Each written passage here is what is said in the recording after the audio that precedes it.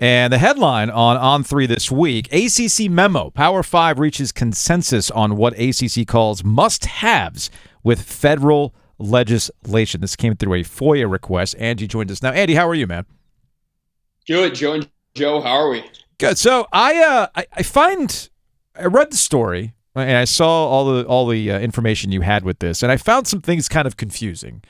They have some things that are negotiable, and it almost seems like they are okay with players being paid as long as they're not considered employees. So where's the money in their compromise that the ACC theoretically wants to work with Congress over federal legislation? How do you have one without the other?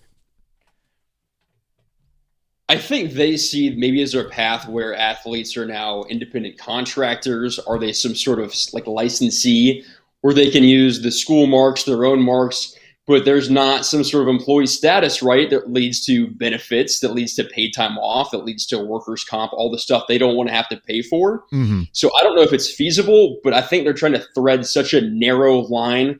Can we both share the revenue, or at least some portion of the revenue? Because at some point we all know it's probably inevitable, but can they kind of carve out the media rights for themselves and prevent the athlete status? I don't know if it's possible, but that's the angle they're at least trying to go as they pitch Congress to say, hey, help us out. This is what we want. This is what we're willing to kind of negotiate on.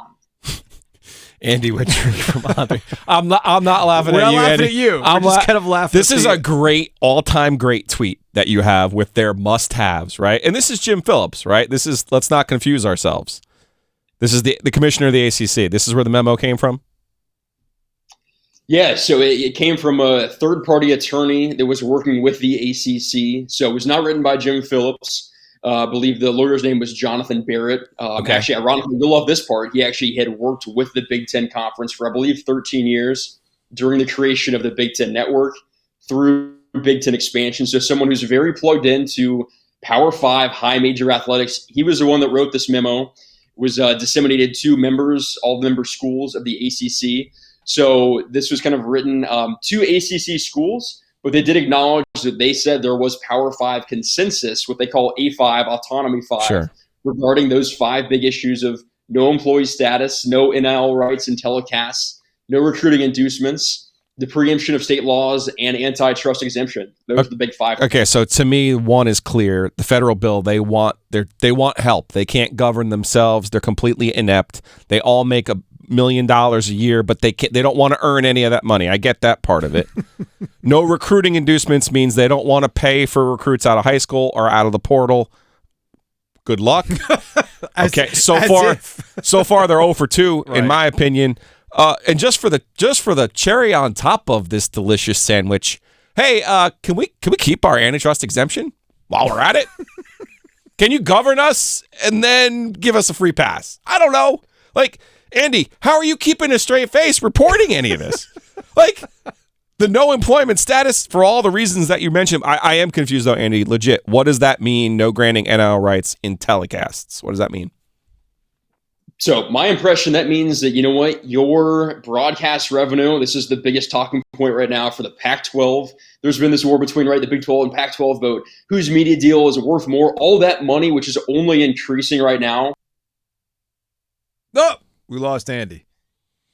I think he's saying that the player. Oh, there he is. There he is. Okay, we lost you momentarily. Well, anyway, continue what you were saying. Can you guys hear me? Sorry about that. Now we're back with us. Back. But I think you were saying that the Big 12 and the Pac-12, they're talking about NIL. I mean, their own media rights. Is this a way of cutting players out from those rights?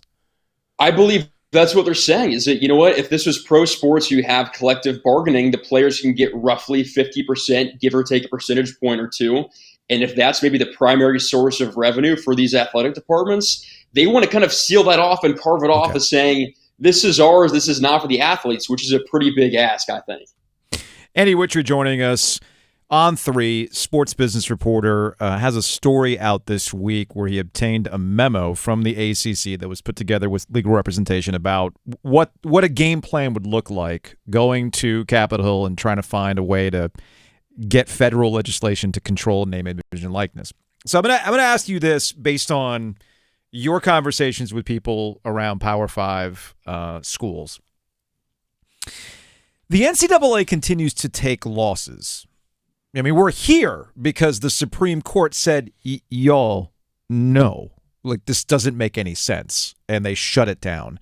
And I know it's early, but the latest case, which to boil it down is whether or not student athletes are actually employees or should be employees of the universities because of all the control that is put on players to play, whether it's you can't take these classes, you have to do X, Y, Z. Sounds a lot like an employment contract to me, right? And they don't want to pay. So they're fighting this.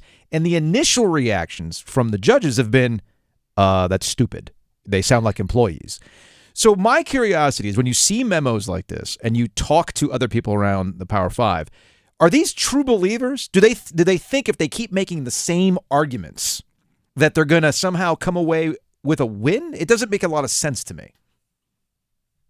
No, it doesn't. And the legal fees they've owed, the membership, right, the actual schools, people forget that the NCAA is both the headquarters, right? So maybe your employer is the NCAA. Yeah. But it's also the membership, right, of I think it's like 1,100 schools.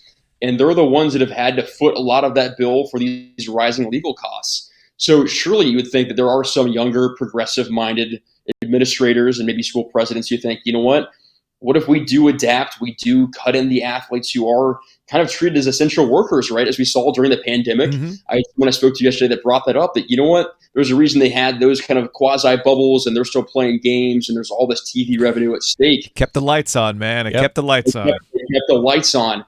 And so I don't know if everyone is a true believer, to use your words, but I think this is plan A. And what people are asking is, A, should it even be plan A? But if not, what's plan B, C, D? I think there's 26 letters in the alphabet, right? So the Swedish alphabet has a few more characters. My dad is a good buddy from Sweden. Yeah. Let's go other letters, right, that we don't have. How many plans do you need beyond, Congress, pretty please, will you do something for us? Andy Wittry joining us on 3 Sports Business Reporters.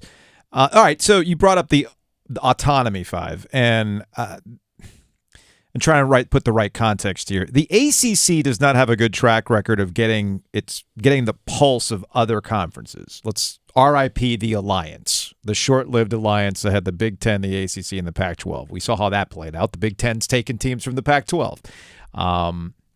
So why does the ACC feel like if we put this forward, if we try to be a leader in this space, that others are going to follow suit, or the rest of the Autonomy 5 is going to follow suit? This is something that Gilio and I have talked about. If you were truly being forward-thinking, if you were truly trying to save your own conference, who's to stop one of these leagues from saying, we'll be the first to put players on a payroll? We'll be the first, because there's no rules about this stuff now. So they can just do what they want. Who's stopping a conference from doing that right now? Once again, depends on the structure of, are they employees? Are they subcontractors? For the sake of this conversation and your conversations with people around, have you talked to an AD or some other administrator that has thought, you know what, maybe the way we compete going forward, the next escalation isn't a TV contract. It's, hey, you come play in our conference, you're getting straight up paid. What's stopping has that conversation come up? That hasn't, but I think it's a fair question, right? I think I've heard that floated maybe more by media types than an AD. Okay.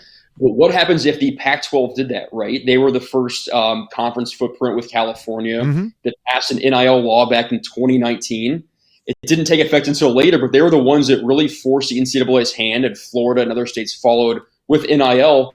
What if the ACC or Pac-12 or Big 12 or one of the conferences that's not in the quote-unquote Power 2 that people are projecting, what if they went first and said, you know what, all of our athletes, at least in maybe the 3 or 4 biggest sports, will cut you a check of $50,000 a year, $20,000, or whatever that number is. You're right. That would be a competitive advantage, a first mover advantage, and others would have to follow. So as far as the mechanics and legality, I'll leave that to people smarter than me, but I do think that is worth a whiteboard somewhere in Pasadena, or, name your ACC member school campus. That is worth exploring, I think, right? So again, Andy, I'm getting back to the tweet. And I'm sorry, I'm not trying to be reductive to your work, because you did really good work here. But I'm looking at these 5 must-haves, and I'm thinking to myself, you're going to get none of these. Like, not one. You're not going to get not one of maybe no, none. The antitrust, maybe the antitrust. But what?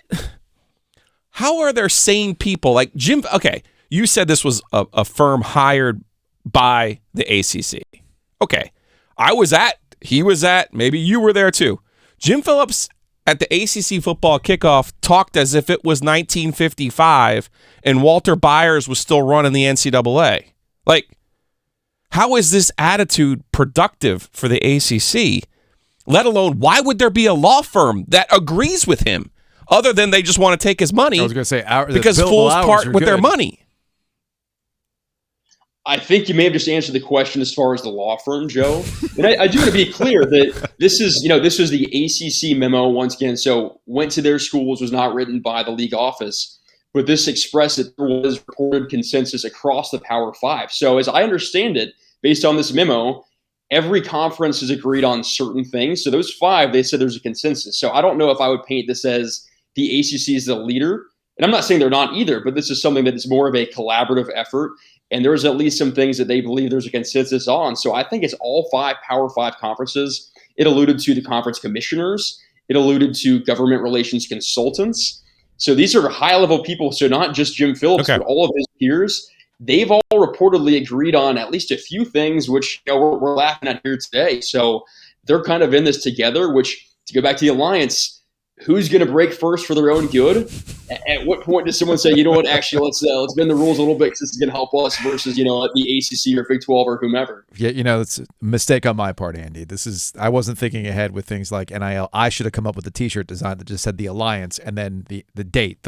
What was it, like 6 months? That the Alliance? Not even 6 months? Anyway, Andy, we appreciate you. We're not trying to make this a sounding board. We are just two dudes in the triangle. Trying to see if this is real. Who cover a lot of ACC stuff, and we're seeing this memo. We're going, come on, guys. It's kind of maddening. 2023. Yeah, let's get with the program, guys. Let's stop doing these memos. And Lord knows what it costs. Andy, we appreciate it, man. Great work. Of course, anytime. Thank you for having me.